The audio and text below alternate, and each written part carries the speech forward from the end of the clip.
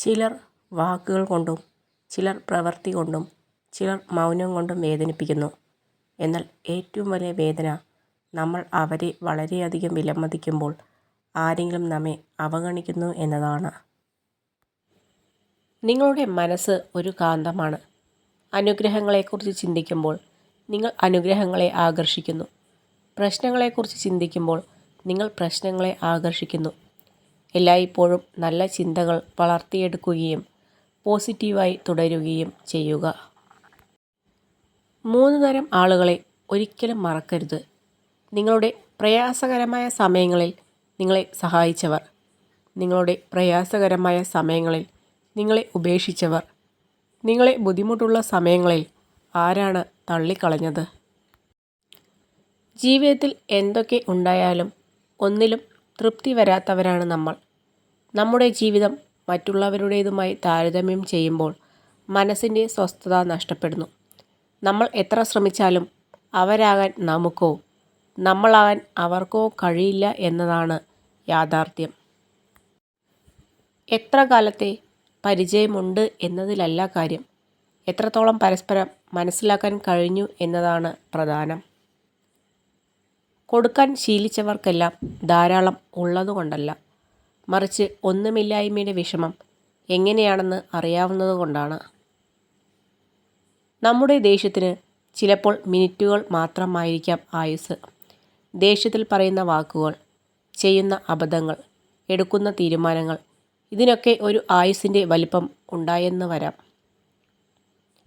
മറ്റുള്ളവർ എന്ത് പറഞ്ഞാലും നമുക്ക് ശരിയെന്ന് തോന്നുന്നത് മാത്രം ചെയ്യുക.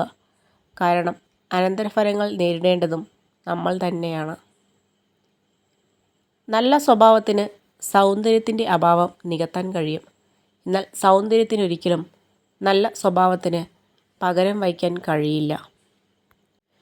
ചിലർ പുറം ചട്ട നോക്കി വിലയിരുത്തും, മറ്റു ചിലർ ആമുഖം നോക്കി വിലയിരുത്തും. എന്നാൽ ചുരുക്കം ചിലർ മാത്രം നമ്മൾ എന്ന പുസ്തകത്തെ പൂർണ്ണമായും വായിച്ച് മനസ്സിലാക്കും. അവർ എന്നും കൂടെയുണ്ടാവും, തനിച്ചാക്കില്ല. ഒരു പരിധിക്കപ്പുറം ആരുടെയും കാര്യത്തിൽ അധികം ഇടപെടാതെ നമ്മൾ സ്വന്തം കാര്യം നോക്കി ജീവിക്കുക. അവിടെ മനസ്സമാധാനമെങ്കിലും ഉണ്ടാവും. ഇല്ലെങ്കിൽ ഇന്ന് നമ്മളെ ചേർത്തു നിർത്തുന്നവർ തന്നെ നാളെ തള്ളിപ്പറയുന്ന സമയം വിദൂരമല്ല.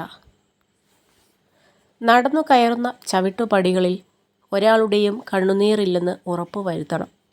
ഉയരങ്ങൾ കീഴടക്കുമ്പോൾ പിന്നിൽ ഒരാളുടെയും നെഞ്ചുപൊള്ളിയ ശാപമില്ലെന്നും ഉറപ്പുണ്ടാകണം. അല്ലാത്തതൊന്നും നിലനിൽക്കില്ല. കണക്ക് പറഞ്ഞേ തീരൂ, കാലത്തിന് മുന്നിലെങ്കിലും. ആരെയും എന്തും പറയാമെന്ന് കരുതരുത്. ചിലപ്പോൾ അവർ പ്രതികരിച്ചു എന്ന് വരില്ല. എങ്കിലും എല്ലാം ഉള്ളിലൊതുക്കി നെഞ്ചു പിടഞ്ഞ് കരയുന്ന അവരുടെ കണ്ണുനീരിന് ദൈവം പകരം ചോദിക്കുന്ന ഒരു ദിവസം നിന്റെ മുമ്പിൽ വരും. ഒരാളെ ചേർത്തു നിർത്തുമ്പോൾ ഒറ്റയ്ക്കാക്കില്ല, കൂടെ ഉണ്ടാവും എന്നൊരു വാക്ക് കൊടുക്കുമ്പോൾ ഓർക്കുക, പിന്നീട് അത് തിരുത്തി പറയാനുള്ള സാഹചര്യം ഉണ്ടാക്കരുത്. കൂടെ ഉണ്ടാകും എന്നത് ഒരു വാക്കല്ല, വിശ്വാസമാണ്. ഒരിക്കലും ഒറ്റയ്ക്കാവില്ല എന്നുള്ള വിശ്വാസം. വളരെ പെട്ടെന്നായിരിക്കും ഒരാളിൽ മാറ്റം വരുന്നത്. അതിന് കണ്ണടച്ച് തുറക്കുന്ന സമയം മതി.